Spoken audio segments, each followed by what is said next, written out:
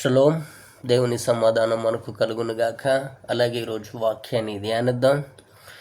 అలాగే నిన్నటి దినాన దానియేలు గ్రంథము 1వ అధ్యాయము ధ్యానించాం. అద్భుతమైన సత్యాలను మనం ధ్యానించాం. ఈరోజు దానియేలు గ్రంథము 2వ అధ్యాయము ధ్యానిద్దాం. మొదటి నుంచి. నెబుకద్నెజరు తన ఎలుబడియందు 2వ సంవత్సరమున కలలు కనెను.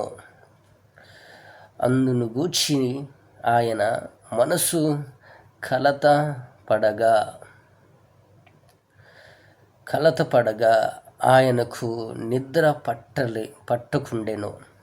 కాగా రాజు తాను కనిన కలను తనకు తెలియజెప్పుటకై శకున గ్రాండులను, గారడి విద్య గల వారిని, మాంత్రికులను, కల్దీయులను పిలువనంపుడని ఆజ్ఞ ఇయ్యగా వారు వచ్చి రాజు సముఖమున నిలిచిరి.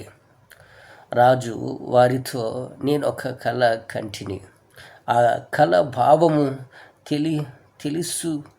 తెలుసుకొనవలెనని నేను మనోవ్యాకులము మెందియున్నాననగా, కల్దీయులు సిరియా భాషలతో ఇట్లనిరి: రాజు చిరకాలము జీవించునుగాక. తమరి దాసులకు కల సెలవీయుడి, మేము దాని భావములను తెలియజేసెదము. రాజు, నేను దాన్ని మరచిపోతిని. దాని కలను దాని భావములను మీకు తెలియజేయని ఎడల, మీరు తుత్తునీయులుగా చేయబడుదురు. మీ ఇల్లు పెంటకుప్పగా చేయబడును. కలను దాని భావములను తెలియజేసిన ఎడల ధనములను, బహుమానములను, మహాఘనతయు నా సముఖములో నుందుదురు గనుక కలను దాని భావములను తెలియజేయ ఉండగా వారు, రాజు ఆ కలను తమరి దాసులమైన మాకు చెప్పక ఎడల మేము దాని భావములను తెలియజేసేద్దామని మరలా ప్రత్యేక ఉత్తరమిచ్చిరి. అందుకు రాజు చెప్పినది ఏమనగా, నేను మరచి ఉండుట మీరు చూచి కలహారము చేయవలెనని మీరు కనిపెట్టునట్టు నేను బహుగా గ్రహించుచున్నాను.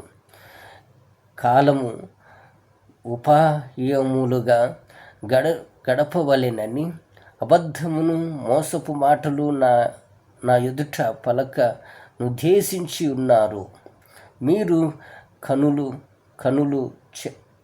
కలను చెప్పలేకపోయిన ఎడల నేను చెప్పిన మాట ఖండితము గనుక కలను నాకు చెప్పుడి.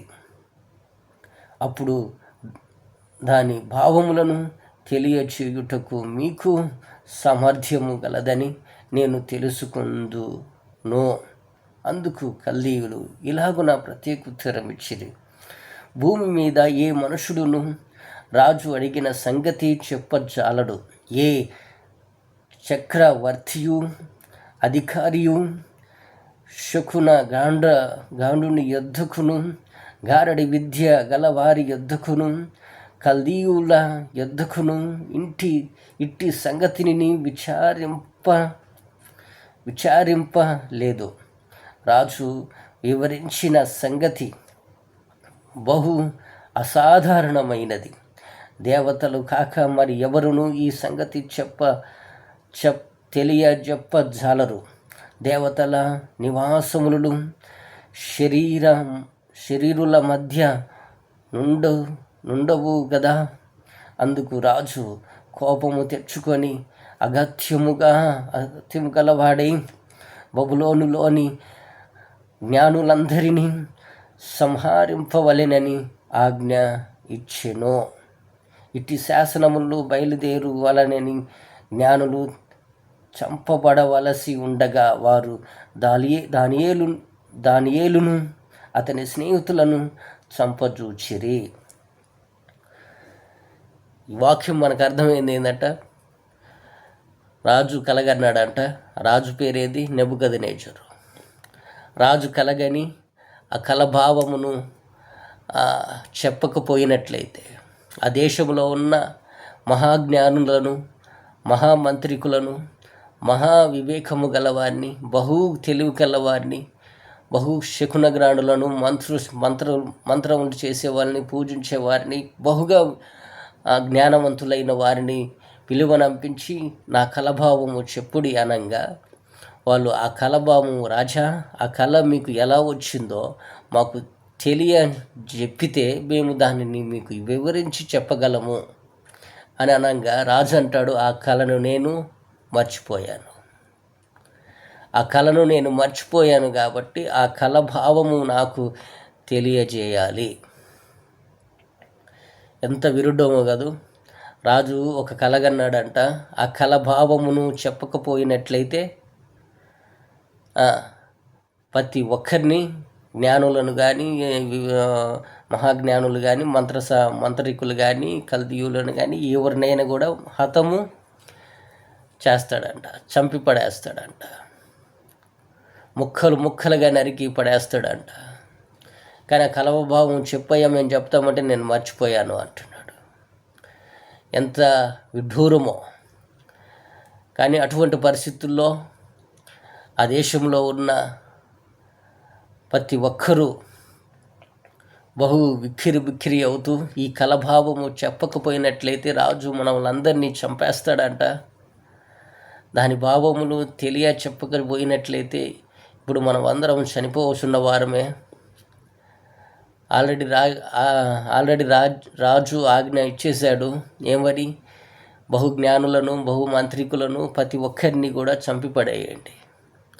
నా కలభావం వాళ్ళు చెప్పట్లేదు కనుక కాబట్టి వాళ్ళందరినీ కూడా చంపిపడేయండి. వాళ్ళందరితో పాటు ఇంకెవరున్నారంట? దానియేలుతో కూడిన స్నేహితులు, 3 స్నేహితులు ఉన్నారు. వాళ్ళను కూడా చంపను ఉద్దేశించినప్పుడు దానియేలు కింద పడిను. దేవుడు మహా గొప్ప కార్యాలు చేసేవాడు. కానీ ఆ దేశంలో ఉన్న ప్రతి ఒక్కరికి అది సాధ్యము కాలేదు. కానీ దానియేలుకి ఎలా సాధ్యమవుతుంది? చదువుదాం మాట.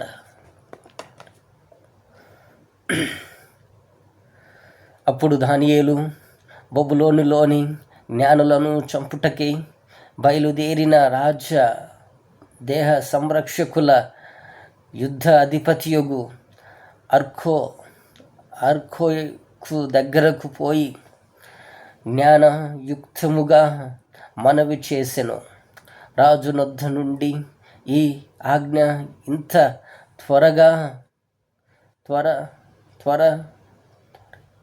త్వరితముగా వచ్చుట ఏమని దానియేలు రాజు యొక్క అధిపతి అయిన ఆరోగ్యకు అడుగగా, ఆరోగ్య ఆ సంగతి దానియేలునకు తెలియజెప్పెను. అప్పుడు దానియేలు రాజు సన్నిధికి పోయి స్వప్న భావములను తెలియజెప్పుటకై నాకు సమయము దయచేయుమని రాజును బతిమాలెను.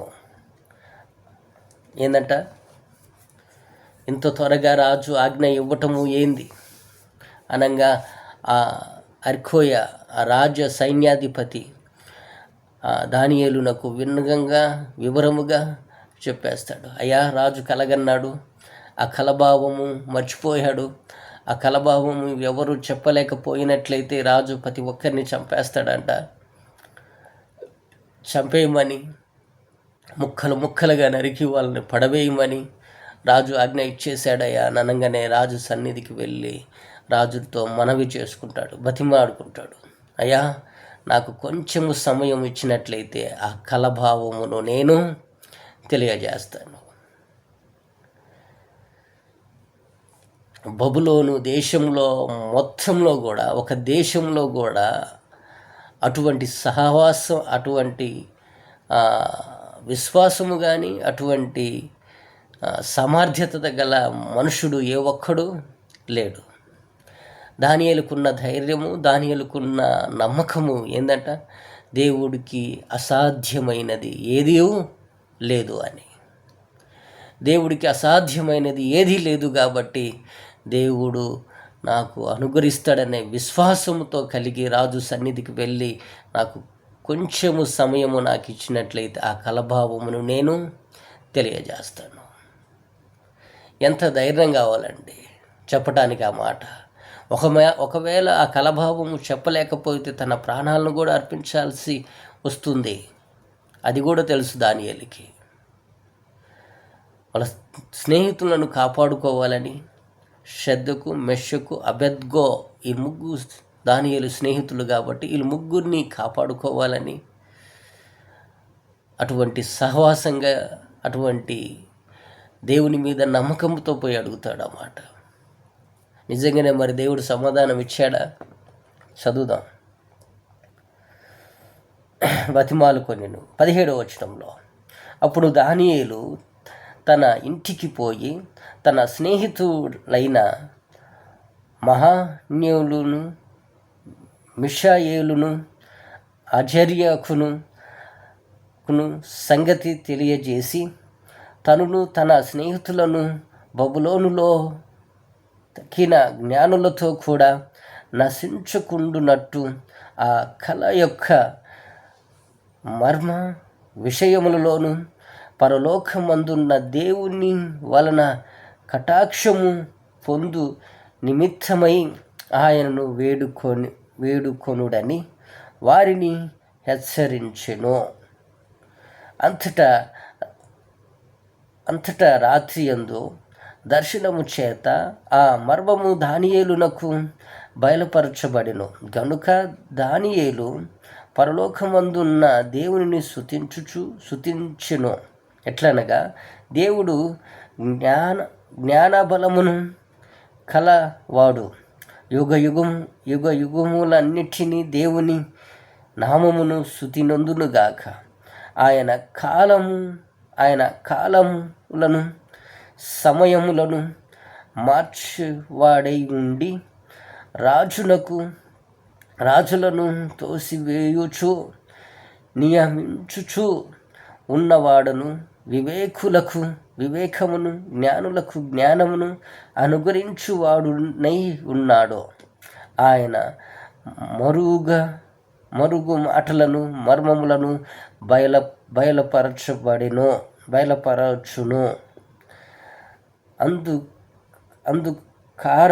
అంధకారములోని సంగతులను ఆయనకు తెలియను. వెలుగు యొక్క నివాస స్థలము ఆయన యొద్ద ఉన్నది. మా పితరుల దేవ, నీవు వివేకమును బలమును నాకు అనుగ్రహించి ఉన్నావు. మేమడిగిన ఈ సంగతిని ఇప్పుడు నాకు తెలియజేసి ఉన్నావు గనుక నేను నిన్ను స్తుతించుచు ఘనపరచుచున్నాను. ఏలయనగా రాజు యొక్క సంగతిని నీవే మాకు తెలియజేసితివని దానియేలు మరలా చెప్పెను. ఏందట, దానియేలు వాళ్ళందరినీ కూడా, ఒకరిని కాదండి, తనతో పాటు తన స్నేహితులను, తనతో పాటు ఉన్న ఆ దేశంలో ఉన్న ప్రతి ఒక్కరిని కూడా, ఆ కల్దీయులను, మంత్రికులను, జ్ఞానులను, ప్రతి ఒక్కరిని కూడా ఏమంటాడు, రండి మనమందరము కలిసి దేవుణ్ణి అడిగినట్లయితే, దేవునికి మొరపెట్టినట్లయితే దేవుడు మనకు సమాధానాన్ని ఇవ్వగలడు. నేను అడుగుతున్నాను, ప్రతిసారి ప్రతి ఒక్కరికి ఏదో ఒక సంఘటన, ఏదో ఒక నువ్వు తలంచలేని మర్మములు, అది నీ ప్రాణము మీదకో, నీ కుటుంబం మీదకో, ఇబ్బందుల్లోనో, పరిస్థితుల్లోనూ, లేదా ప్రతి విషయంలోనూ కొన్నిసార్లు మనము ఉక్కిరి బిక్కిరి అయిపోతూ ఉంటాం. అది ఏ పరిస్థితిలో నుంచైనా కావచ్చు. దానియేలుకి ఉన్న ఆ కలభావము గురించి దానియేలుకు పరిస్థితి వచ్చిందే కానీ మన జీవితంలో కొన్నిసార్లు నీ పరిస్థితులను కూడా నువ్వు చెప్పుకోలేని విధంగా నీకొచ్చిన బాధను, నీకొచ్చిన ఇబ్బందులను, నీ ప్రాణం మీదకి వచ్చినప్పుడు, నీకున్న అప్పుల బాధను నీ మీదికి వచ్చినప్పుడు, దానియేలు ఏం చేశాడండి? తన మీదికి రానినప్పుడు కూడా తనతో తన స్నేహితులకు, తన చుట్టూ ఉన్న వారందరికీ, అది ఏరవాళ్ళు పూజించేవాళ్ళు, విగ్రహాలను పూజించేవాళ్ళు కావచ్చు, ఎవరైనా కావచ్చు, ప్రతి ఒక్కరికి వచ్చే సమస్యను తన సమస్యగా భావించాడు. తన సమస్యగా భావించాడు కాబట్టి, తన స్నేహితులను కాపాడుకోవాలి కాబట్టి, ప్రతి ఒక్కరిని కూడా దేవుని సన్నిధికి వెళ్ళి మొరపెట్టమంటాడు. మనకు తెలిసిన సత్యము నేర్చుకోవాల్సిన పాఠం ఏంటంటే, నీకొచ్చిన ఇబ్బంది, నీకొచ్చిన కష్టము, నీకొచ్చిన ప్రతి విధమైన అవమానాలని ఎలా ఎదుర్కోవాలట? ప్రార్థన పూర్వకంగా దేవునికి దగ్గరకు వెళ్ళి ప్రార్థన చేసినట్లయితే దేవుడు నీకు సమాధానాన్ని, నీకు పరిస్థితులను అనుకూలంగా కలుగజేస్తాడు. మనం ఏదైతే ఇంకా అయిపోయింది నా పని, ఆడ ఉన్న ప్రజలు, బబులోను ఉన్న ప్రజలు, మన పని అయిపోయింది, రాజు మనం చంపేస్తాడు అనుకొని ఉన్న వారిని దానియేలు ఏం చేశాడండి? దేవుణ్ణి కనికరాన్ని, దేవుణ్ణి బతిమాలుకొనుటలో, దేవునికి ప్రార్థించే విషయంలో, దేవుణ్ణి స్తుతించే విషయంలో ప్రతి ఒక్కరికి ఆ సమయాన్ని ప్రతి ఒక్కరికి తెలియజేస్తాడు. దేవుని నామాన్ని ఘనంగా గణపరిచే విధానంగా చేస్తాడు. కాబట్టి మన జీవితంలో నీకొచ్చిన కష్టము, మనకొచ్చిన కష్టము, అది ఎందుకు వచ్చిందో అది దేవుడికి తెలుసు. ఆ కష్టంలో, ఆ పరిస్థితుల్లో నువ్వు దేవునికి ఎంత దగ్గరగా ఉంటావు, ఆ పరిస్థితులను దేవునికి సహాయము తీసుకొని ఎలా ఎదుర్కొంటావు, నీ ప్రాణం మీదకి వచ్చినప్పుడు నువ్వు ఎలా ప్రవర్తిస్తావు అనేది దేవుడు చూస్తాడు. దేవుడికి ఎంత దగ్గరగా వస్తావో, వచ్చిన పరిస్థితులను ఎలా చేయాలో దేవుడికి బహుగా తెలుసు. కాబట్టి ఈ వాక్యం ఉంటున్న ప్రతి ఒక్కరు కూడా వచ్చిన ప్రతి పరిస్థితిని ఎలా తీర్చుకోవాలి, దేవుడి దగ్గర వెళ్ళి ఆయనకు మొరపెట్టినట్లయితే, ఆయనను అడిగినట్లయితే మనకున్న ప్రతి సమస్యకు పరిష్కారము దొరుకుతుంది. దానియేలు అదే చేశాడు, మొరపెట్టాడు. ఆయన పాదాలు పట్టుకొని బతిమాలాడు. అయ్యా, వచ్చిన పరిస్థితి ప్రతి ఒక్కరిని చాలామంది చంపబడతారు, నీ కనికరము చొప్పున, నీ కృప చొప్పున ఈ మర్మములను నాకు తెలియచేయు. కాబట్టి ప్రతి ఒక్కరూ కూడా ఇటువంటి మనస్సు స్వభావం కలిగి దేవునికి బహు దగ్గరగా జీవించాలని కోరుకుంటున్నాను. అలాగే ఇంకా చదువుదాం. దానియేలు ఇంకా ఏం చదివాడు? 24వ వచనం. ఇట్లుండగా దానియేలు బబులోనిలోని జ్ఞానులను నశింపజేయుటకు రాజు నియమించిన ఆరోగ్య యొద్దకు వెళ్ళి, బబులోనిలోని జ్ఞానులను నశింపచేయవద్దు, నన్ను రాజు సమూహమునకు తోడుకొని పొమ్ము, నేను ఆ కలభావమును రాజునకు తెలియజేసేదను. కావున ఆరోగ్యకు రాజునద్దకు భావములను తెలియచెప్పజాల యొక్క మనుషుడు పట్టబడిన యూదులలోని నేను కనుగొంటినని రాజు నా ముఖమున మనవి చేసి దానియేలును త్వరగా రాజు సన్నిధికి తోడుకొని పోయెను.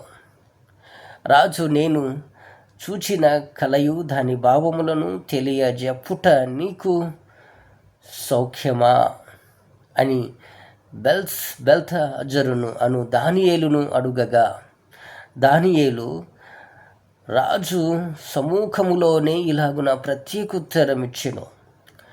రాజు అడిగిన ఈ మర్మములను జ్ఞానులైనను, గారడి విద్య గలవారైనను, శకున గ్రాండులను, జ్యోతిషులైనను తెలియజెప్పజాలరు. అయితే మర్మములను బయలుపరచగల దేవుడొక్కడు పరలోకమునందున్నాడు. అంత్యదినముల యందు కలుగబోవు దానిని ఆయన రాజునకు నెబుకద్నెజరునకు తెలియజేసెను.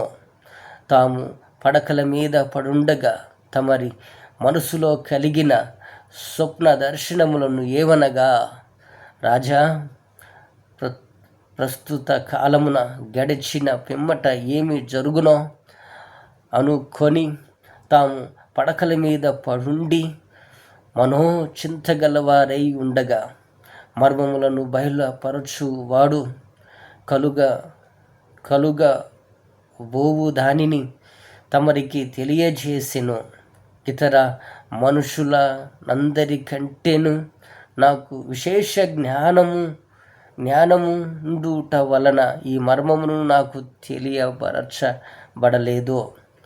రాజునకు దానిని భావములను తెలియజేయు నిమిత్తము తమరి మనసు యొక్క ఆలోచనలు తమ తెలుసుకొను నిమిత్తము అది బయలుపరచబడినో.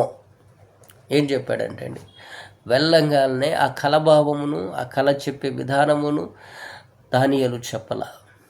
కానీ ఆ కళ అది ఎవరి దగ్గర పొందుకున్నాను, నువ్వు ఎలాగా ఆ కళను ఉద్దేశించావు, నువ్వు పడక మీద నువ్వు పండుకునేటప్పుడు నువ్వు ఏ మనసుతో పండుకున్నావు, ఏ ఆలోచనతో పండుకున్నావు, రేపటి దినాన ఏమి జరగబోతుంది, ఈ సంవత్సరం అంతా కూడా బహు అద్భుతమైన పరిపాలనను చేశాము, రాబోయే సంవత్సరానికి మనం ఈ సంవత్సరం ఏమవుతుంది, ఏం జరుగుతుంది రాజ్యంలో అని చెప్పి విచారణ కలిగి పండుకున్నావు. అలా పండుకున్నావు కాబట్టి నీకు వచ్చిన కలభావంలో చెప్పుటకు అది నాకు సాధ్యము కాదు, కానీ అది దేవుడికి సాధ్యం. కాబట్టి దానిలో ఎమ్మటి వెళ్ళంగానే ఆ కలభావం చెప్పలేదు. ఎందుకయ్యా అంటే, నేను చెప్తా అని ఆ గర్వము కానీ ఆ మనస్తత్వము కానీ దాని వెనక లేదు. మరి ఎవరికి ఎలా చెప్పాడంట, అది నా సౌఖ్యము, నా బలము, నా తెలివితేటలు, నా జ్ఞానము కాదు. మరి ఎవరిది అది? పైనుండి చూస్తున్న, జనులను కాపాడుతున్న దేవుని వలనే అవుతుంది. తన పడక మీద పండుకున్న కానించి తను కలగని లేచేంత వరకు దానియేలు వివరిస్తాడు. అలా వివరించటమే కాదు, ఆ కలభావమును కూడా తెలియజేస్తాడు. చదువుతాం అన్నమాట. 31. రాజా తమ చూచుచుండగా బ్రహ్మాండముగా ఒక ప్రతిమ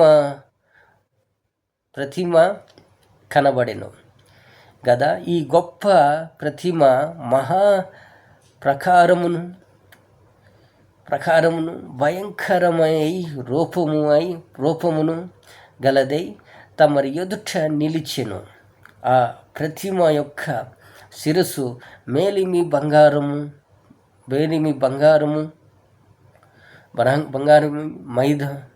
మైనాదియు, దాని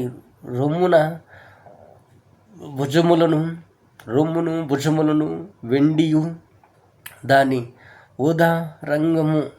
ఉదరమును తొడలను విత్తడియు, దాని మోకాళ్ళ ఇనుపవనియు, దాని పాదములలో ఒక భాగము ఇనుపదియు, ఒక భాగము మట్టిదియు అయి ఉండెను.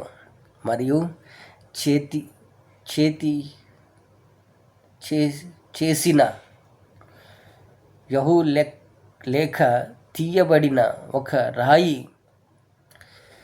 ఇనుమును మట్టి కలిసిన ఆ ప్రతిమ యొక్క పాదముల మీద పడి దాని పాదములను తుత్తనీయులుగా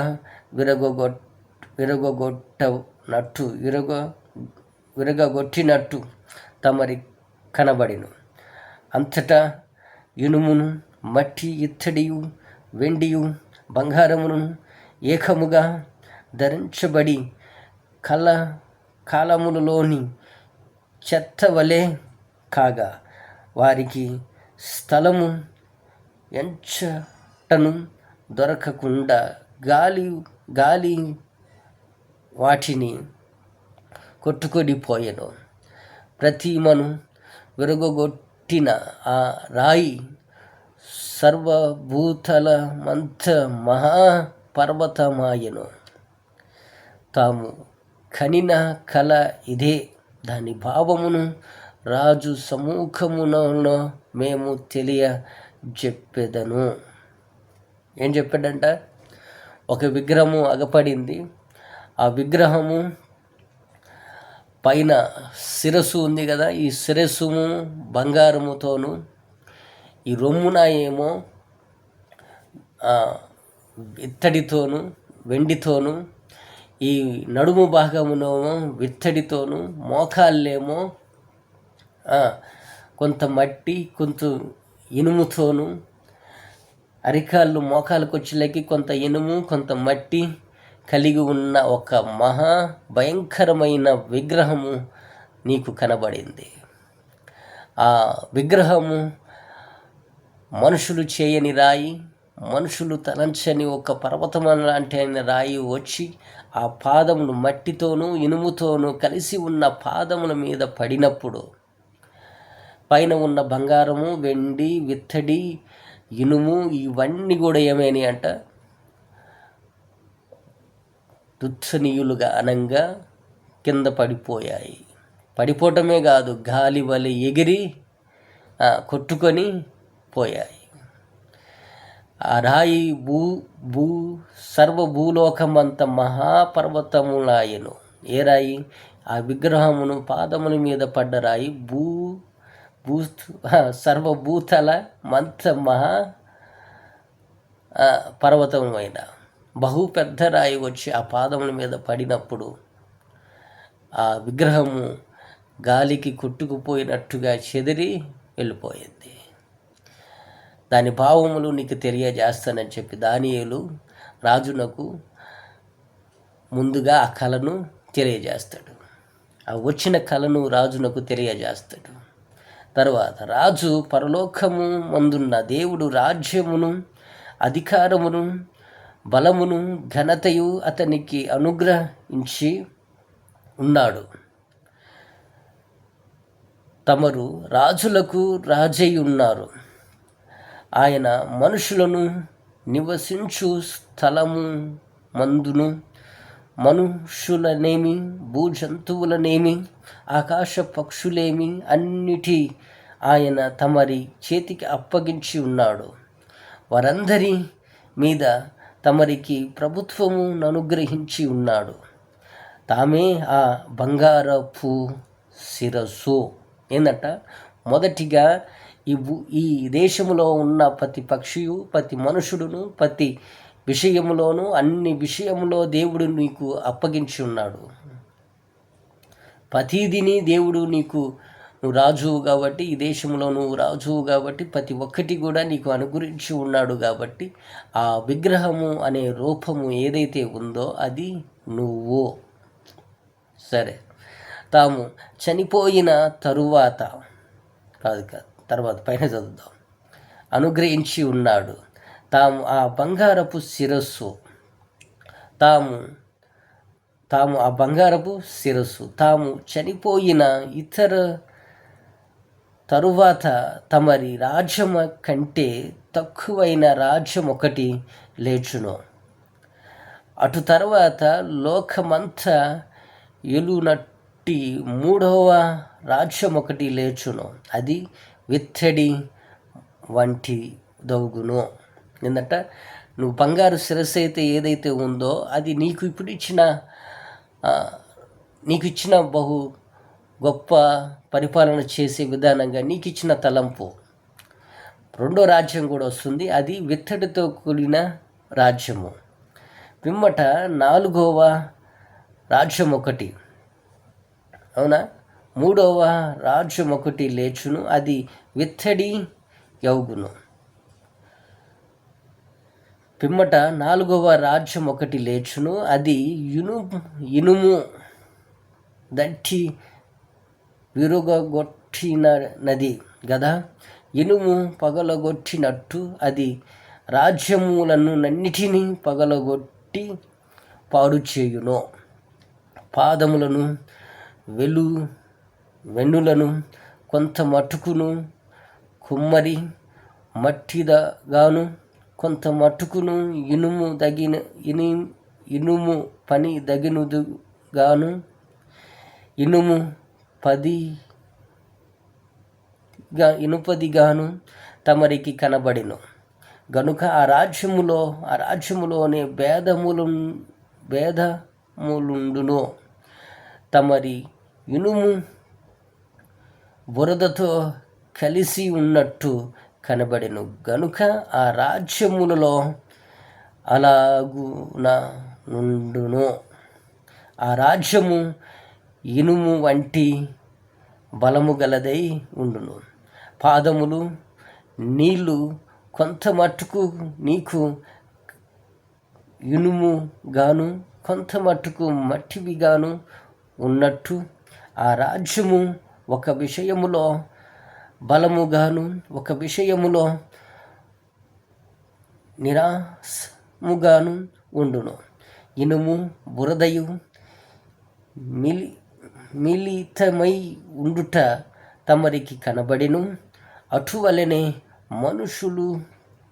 మనుషు జాతులను మిళితములై ఇనుము మట్టితో అతకబడినట్టు వారు ఒకరితో ఒకరు పొసగక ఉందురు. ఆ రాజుల కాలములలో పరలోకమందున్న దేవుడు ఒక రాజ్యమును స్థాపించును. దాని కన్నిటికీ నాశనము కలగదు. ఆ రాజ్యము దాన్ని పొందిన వారికి కాక మరి ఎవరికి చెందదు. అది ముందు చెప్పిన రాజ్యములన్నిటికీ పగులగొట్టి నిర్మూలము చేయును. కానీ అది యుగయుగముల వరకు నిలుచును. ఏంటంట, నువ్వు ఇప్పుడున్న రాజ్యము శిరస్సు లాంటిది. రాబోయే రాజులను, రాబోయే కాలములను మట్టితోనూ ఇనుముతోనూ వెండితోనూ ఏమైతే చూస్తున్నావో ఆ రాజ్యములంటే తర్వాత వచ్చే ప్రతి రాజ్యమును కూడా వాళ్ళకున్న అధికారమును బట్టి, వాళ్ళకున్న తలంపులు బట్టి వాళ్ళు ఒకరికొకరికి సంబంధం లేకుండా పరిపాలన చేసే విధానంలో కల్తీగా ఉంటారు. అనగా చేసే పనిలో ఏది ఒక్కటి కూడా నీతిగా యథార్థముగా చేయరు. పాపం అనేది ఈ లోకంలో అంటుకొని ఉంటుంది. కాబట్టి రాబోయే రోజుల్లో దేవుడు ఆ మహారాయిని వచ్చి సముద్రం మీద పడినప్పుడు అది గాలి వలె ప్రతి ఒక్కటిని కొట్టుకొని తీసుకుపోతుంది. అంటే ఈ రాబోయే రోజుల్లో జరగబోయేది దానియేలుకు దర్శన రూపంగా తెలియజేస్తాడు. ఆ రాజుకొచ్చిన కలభావమును తెలియజేస్తాడు. ఏమనయ్యా అంటే ఆ విగ్రహము దేవుడు సృష్టించిన ఈ లోకములో జరగబోయేది మొదటిగా ఎంతగానో ఉన్నతమైన తలంపులతో పరిపాలన చేస్తారు. రెండోది వెండితో అనంగా బంగారం కంటే తక్కువగా పరిపాలన చేస్తారు. దాని తర్వాత నడుము భాగంలో ఉన్న విత్తడి కలిగిన తక్కువగా జ్ఞానము కలిగి దేవునికి దూరంగా ఉండే పరిపాలన చేస్తారు. మోకాల్లో ఉన్న ఇనుముతో మట్టితో కలిపిన దానిని పరిపాలన చేస్తారు. ఆ తర్వాత అరికాల్లో ఉన్న కొంత మట్టి కొంత ఇది కల్తీలో కలిపి బలహీనంగా చేస్తారు. ఆ తర్వాత ఆ రాయి వచ్చి ఆ పాదముల మీద పడినప్పుడు ఆ విగ్రహం కూలిపోతుంది. కూలిపోయిన తర్వాత ఆ గాలి కొట్టుకుపోయినట్టు ఈ లోకము మొత్తము కొట్టుకొని పోతుంది. దేవుడు మహాపట్టణాన్ని, మహారాజ్యమును అక్కడ స్థిరపరుస్తాడు. దానికి అంతము ఉండదు. ఏంటిది? పరలోకము. దానియేలుకు వచ్చిన దర్శనము ఈ లోక సంబంధమైన వాటన్నిటిలో విషయంలో ఉన్నంత కాలము ఏమి జరగబోతుందో, రాబోయే రోజుల్లో ఏమి సంభవిస్తుందో వాటన్నిటిని కూడా తెలియజేస్తాడు. కాబట్టి దేవునికి అసాధ్యము అన్నది ఏది లేదు. దేవుడికి సమస్తము సాధ్యమే. దేవుడికి సమస్తము సాధ్యము కాబట్టి దానికి కలిగిన ప్రతి ఒక్కటి కూడా దర్శనం రూపంగా వివరముగా తెలియజేస్తాడు. కాబట్టి మనం ఇంకొకసారి ఆ విగ్రహమును గూర్చి, ఆ విగ్రహము తలంపులను గూర్చి అసలు ఏంది ఈ కాలం అనేది మరొక వీడియోలో చూద్దాం. కానీ దేవుడు అంటుంది, నీ భవిష్యత్తు, నీకున్న తలంపు, నువ్వు జీవిస్తున్న జీవితము నిజంగానే దేవునికి ఇష్టంగా ఉందా లేదా? రాజు జీవిస్తున్న జీవితం, రాజుకే ఎందుకు వచ్చిందా కలయ్య అంటే, నువ్వు పరిపాలన చేసేటప్పుడు బంగారము, వెండి ఇవన్నీ కూడా నీలో ఉన్నప్పుడు, మంచి మంచి తలంపులతో నీలో ఉన్నప్పుడు, మంచి మంచి అనుభవాలు, దేవుడు జ్ఞానము నీకు ఇచ్చినప్పుడు, నువ్వు దానిని బట్టి పరిపాలన చేసినట్లయితే ఏది నీకు సంభవించదు. రాబోయే కాలంలో ఇలా ఉంటుంది కాబట్టి దానికి తగ్గట్టుగా నువ్వు పరిపాలన చేసినట్లయితే బహుగా స్థిరపడిన వాడిగా ఉంటావు.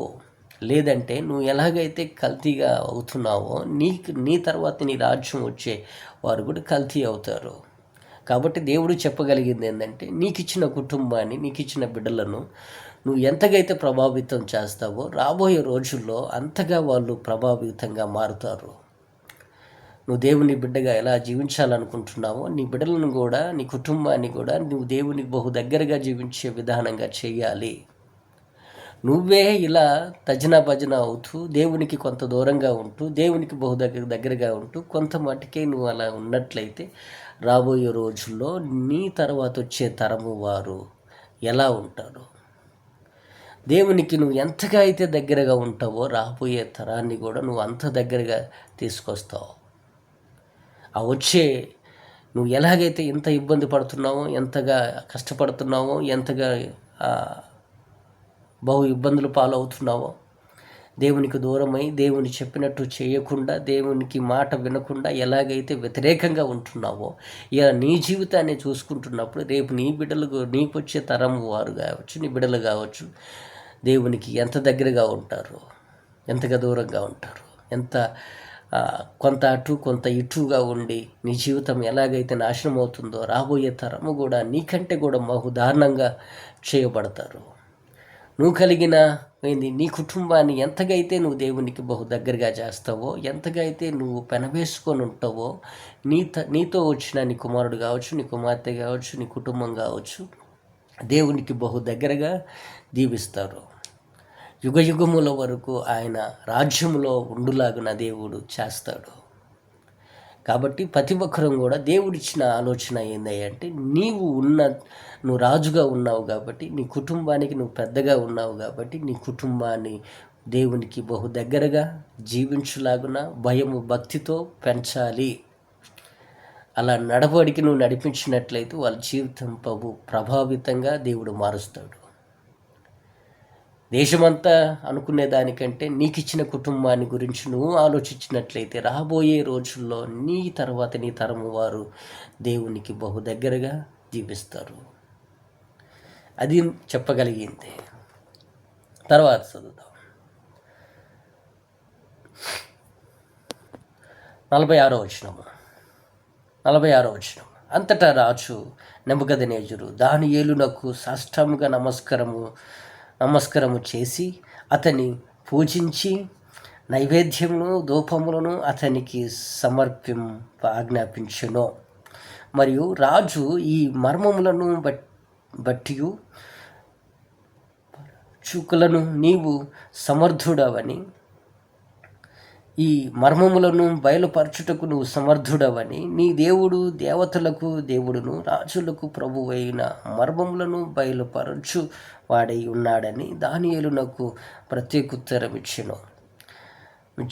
అప్పుడు రాజు దానియేలును బహుగా హెచ్చించి అనేక గొప్ప దానములిచ్చి అతనిని బబులోను సంస్థాపనమంతటికి మీద అధిపతిగా, బబులోను జ్ఞానులందరిలోనూ ప్రధానునిగా నియమించాను. అంతటా దానియేలు రాజునొద్దకు మనవి చేసుకొనగా రాజు షద్రకు, మెషకు, అబేద్నెగోను కూడా వారిని బబులోను సంస్థానముల మీద విచారణకర్తలుగా నియమించెను. అయితే దానియేలు రాజ సన్నిధిని ఉండెను. రాజ సన్నిధిలో ఉండెను. ఏంటంట, ఎప్పుడైతే దానియేలు ఈ గొప్ప కార్యాన్ని, ఈ గొప్ప తలంపును దేవుడి దగ్గర ఈ వచ్చిన సమస్యను, ఈ వచ్చిన ఆ కలభావాన్ని ఎవరు చెప్పలేకపోయినప్పుడు దానియేలు చెప్పినప్పుడు, ఆ దేశంలో ఎవరికి సాధ్యము కానిది చేసినప్పుడు ఏమన్నారంట, దానియేలుకు రాజు సాష్టాంగా నమస్కరించాడు. సాష్టాంగా అంటే బోర్లగా పండుకొని నీ దేవుడికి నీకు నమస్కారం. ఎందుకు చేశాడంటే బహు సాహసం కలిగి జీవించాడు. ఆ వచ్చిన పరిస్థితులను తెలియజేశాడు. అనేక ప్రాణములను కాపాడాడు. అనేక మందిని బ్రతికే విధానంగా చేశాడు. అటువంటి వారిని సాష్టాంగ నమస్కరించి తనకున్న ధనమంతా బహు హెచ్చుగా ఇచ్చి తన దేశంలోనే ఒక ప్రధానిగా ఉండులాగిన చేశాడు. తనతో పాటు తన స్నేహితులను కూడా ఒక బాధ్యత రూపమైన పదవిలో ఉంచి వారిని కూడా నిలబెట్టుకున్నాడు. రాజ్య నగరములో ఉండులాగిన దానియేలు దేవుడు నిలబెట్టాడు. ఈరోజు నీకు ఇచ్చిన తలంపు, నీకు ఇచ్చిన పరిచర్య కావచ్చు, నీకు ఇచ్చిన ఏదైనా కావచ్చు, దానియేలుకున్నంత ధైర్యము, దానియేలుకున్నంత తెగింపులో కొంతైనా నీకు ఇచ్చిన దేవుడు పని మీద నువ్వు పెట్టినట్లయితే దానియేలుని ఎలాగైతే దేవుడు హెచ్చించాడో మనల్ని కూడా అంతగా హెచ్చించగలడు. దానియేలుకున్న మనస్తత్వం ఏంది? ఏ సమస్య అయినా దేవుడు తీర్చగలడు, ఏ సమస్య అయినా దేవుడు తీర్చగలడు. నాకు ప్రతి సమస్యకు పరిష్కారము దేవుడు ఇవ్వగలడు. ఆ పరిష్కారము దేవుడు నాకు చూపగలడు. నాతో ఉన్న నా స్నేహితులను చంపకుండా ఉండే విధానంగా చేయగలడు. ఎంత పెద్ద మనసు, చిన్నదే కానీ ప్రభావితంగా మార్చిపడేస్తుంది. కాబట్టి ఈరోజుకు వచ్చిన మన కుటుంబంలో వచ్చిన ప్రతి పరిస్థితులను దేవుడి దగ్గర కూర్చొని దాన్ని తగ్గట్టుగా వివరించుకొని దేవుడి మాట విని నువ్వు చేసినట్లయితే, విన్నట్లయితే, నువ్వు ఏదైతే చూసి భయపడుతున్నావో, ఏదైతే నీ మీదికి వస్తుంది, నీ కుటుంబానికి బిక్కిరి చేస్తుంది, నీకున్న ప్రతీదిని బహు విచారణకర్తగా చేస్తుందో, బహు మనశ్శాంతి లేకుండా చేస్తుందో, నీ బ్రతుకులో ఇంకా లేదు, నాకు ఇంకా సంతోషము లేదు, నాకు చావే మార్గము అని అనుకుంటున్నావో వాటన్నిటికీ దేవుడు పరిష్కారము ఇవ్వగలడు. కాబట్టి ప్రతి ఒక్కరము కూడా వచ్చిన ప్రతి సమస్య కావచ్చు, పరిస్థితులు కావచ్చు, ఏదైనా కావచ్చు, దేవునికి బహు దగ్గరగా నువ్వు ఉన్నట్లయితే దేవుడు నీకు కనపరుస్తాడు, నీకు మార్గాన్ని చూపుతాడు, ముందుకు నడిపిస్తాడు. అలాగనే బిడ్డలను నువ్వు ఎలాగైతే ఉంటావో రాబోయే తరంలో వారు కూడా దేవునికి బహు దగ్గరగా దీవించగలరు. నువ్వు ఎంతకైతే నీతిగా యథార్థముగా దేవుని మీద భయము భక్తి కలిగి ఉంటున్నావో నీ తర్వాత నీ బిడ్డలు కూడా అటువంటి భావన కలిగి, అటువంటి మనస్సు కలిగి జీవిస్తారు. అంతేగాని నువ్వు చేస్తున్న అటు ఇటు కొట్టబడుతున్న నువ్వు ఏమవుతావంటే ఏదో ఒక సమస్య వచ్చినప్పుడు ఈ లోకంలో అందరితో పాటు నువ్వు కూడా నశించాల్సి వస్తుంది, నరకంలో పడాల్సి వస్తుంది.